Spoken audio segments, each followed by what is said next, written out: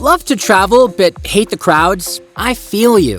That's why I've compiled a list of the best, less touristy places to travel this year. So get ready to avoid the crowds, scams, and chaos, and enjoy traveling like it's meant to be enjoyed. Number 10. Negril, Jamaica. Beaches are meant to be relaxing, and you'll get just that at Negril, a beach resort in Jamaica that has a population of slightly under 7,000 people and is spread out extensively. And although it's frequently ranked among the top 10 beaches in the world, it's still a relatively unpopular vacation spot. The beach is approximately 4 miles long, making it difficult to attract large groups of people. Oh, and if the lovely beach becomes too much for you during your holiday, there are other activities you can engage in too. For the more daring vacationers, cliff leaping, diving, and snorkeling are opportunities to experience a little life. A beachfront all-inclusive resort and smaller boutique hotels are also available for those seeking a more upscale experience. Number 9. The Alentejo Villages, Portugal. Portugal appears to me as a diverse and reasonably priced tourist destination, but it can get quite touristy. However, in the Alentejo region, there are villages like Evora and others where you'll only see a couple of other humans. The region is in Portugal's mid-south, which is closer to the border with Spain. If you're looking for quaint, small-town vibes with minimal human interaction, then this is it.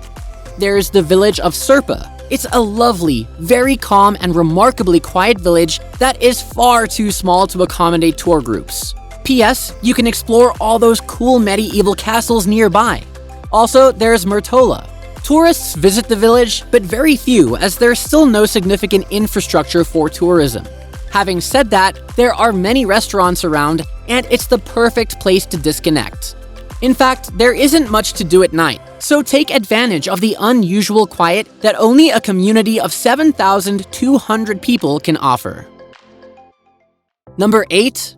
Panama. This place in Central America receives the least attention from tourists. At the intersection of 2 continents and 2 oceans, Panama is a tropical paradise brimming with magnificent beaches, towering cliffs, and a vibrant culture. You can forget about that well-known canal with just that, I bet. Costa Rica, Panama's neighbor to the north, is often contrasted with Panama and preferred over it. But hey, take it from me, Panama actually outperforms Costa Rica in a number of areas. The San Blas archipelago alone contains a maze of approximately 400 outlying islands, virtually all of which are unidentified, deserted, or totally made of coral. It also boasts even more secluded mountain and island retreats. As the commercial hub of Central America, Panama also maintains a higher degree of internet connectivity than Costa Rica.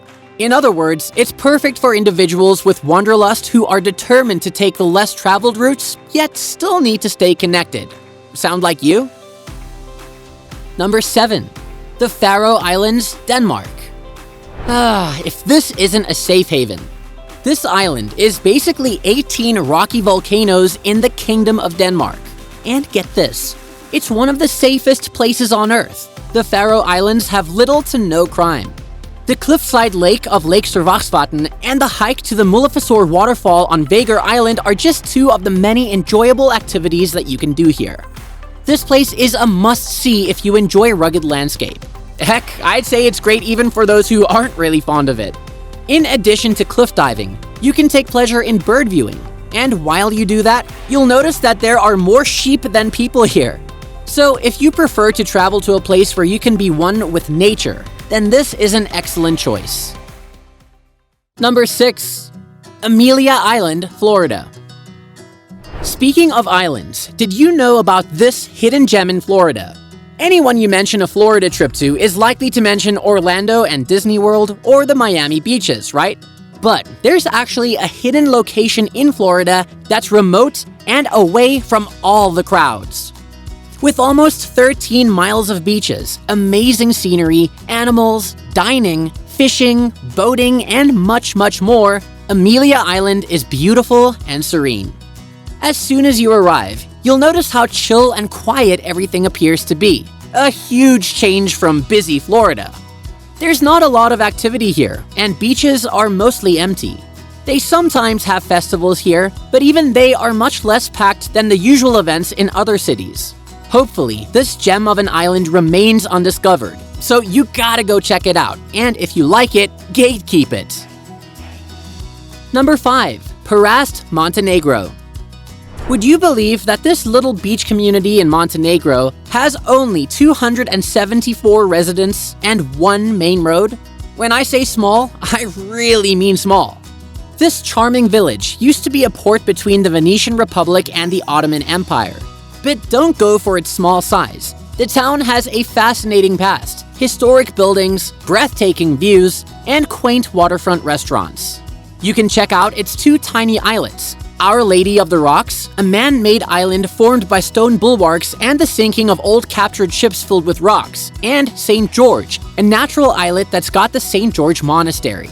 Whatever you do, Prast should be on your travel itinerary for 2023 because there's so much to see there and take pleasure in. In fact, most of Montenegro is an undiscovered place for tourists. These days, its neighbor, Croatia, receives most of the attention. But Montenegro is just as beautiful and way less crowded.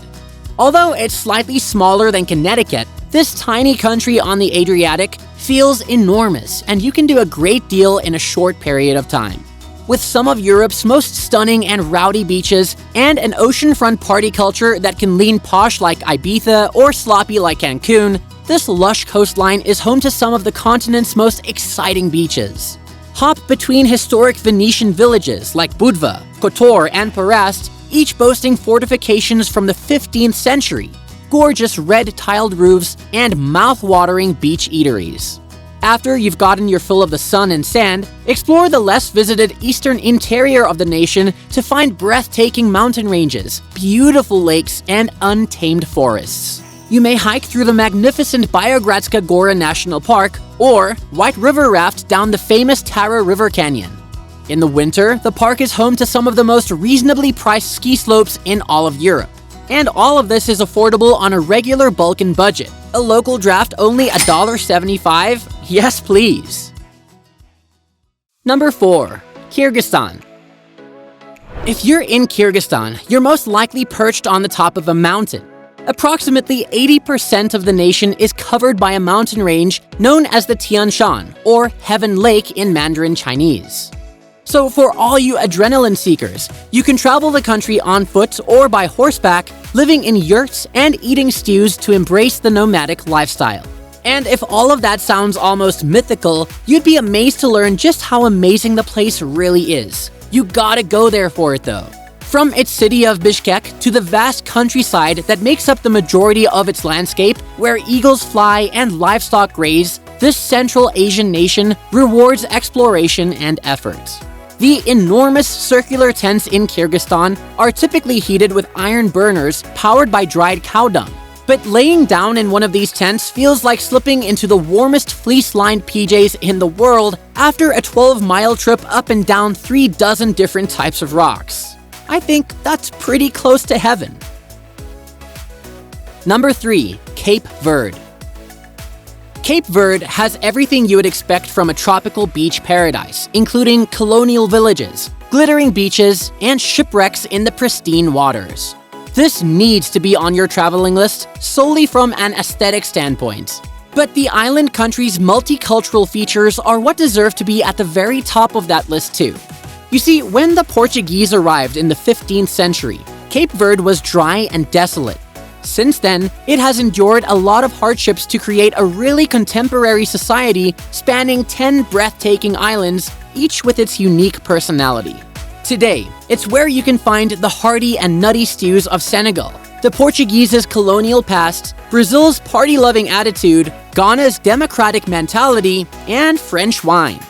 Everything is set to the national music genre of Morna, which combines joy, grief, struggle, and celebration into a complex that really explains this place's complicated beauty, pointing both to the struggles of its history and the hope of its future. Number 2. County Donegal, Ireland.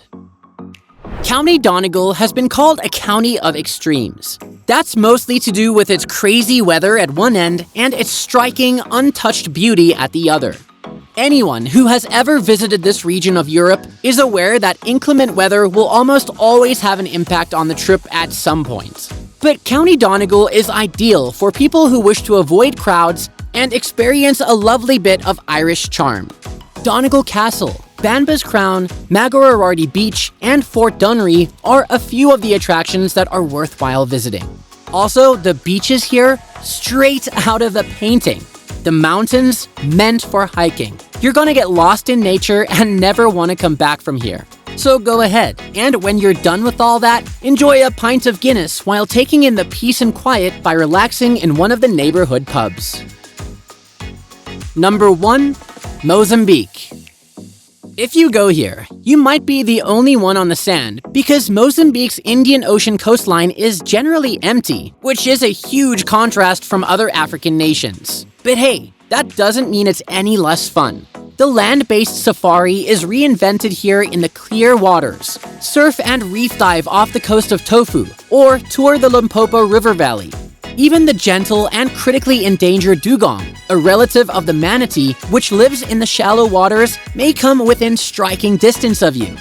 Due to its close proximity to South Africa, Mozambique was formerly a popular travel destination, but a brutal 15-year civil war discouraged travelers and damaged the nation's infrastructure. The conflict ended in 1992, and Mozambique has come a long way from it. In fact, you can learn more about Mozambique's struggle for independence in Maputo, the country's capital, where colonial-era buildings showcase the country's heritage, including the dilapidated remnants of the Portuguese fort of S. Sebastião from the 18th century. And one of the best illustrations of how it contrasts with the nation's future is the Fisheries Museum, a stylish modern building showcasing Mozambique's seafaring past. So which one of these less touristy places will you be going to? Let us know in the comments down below, and make sure to like for more. Thanks for watching, we'll see you in the next one.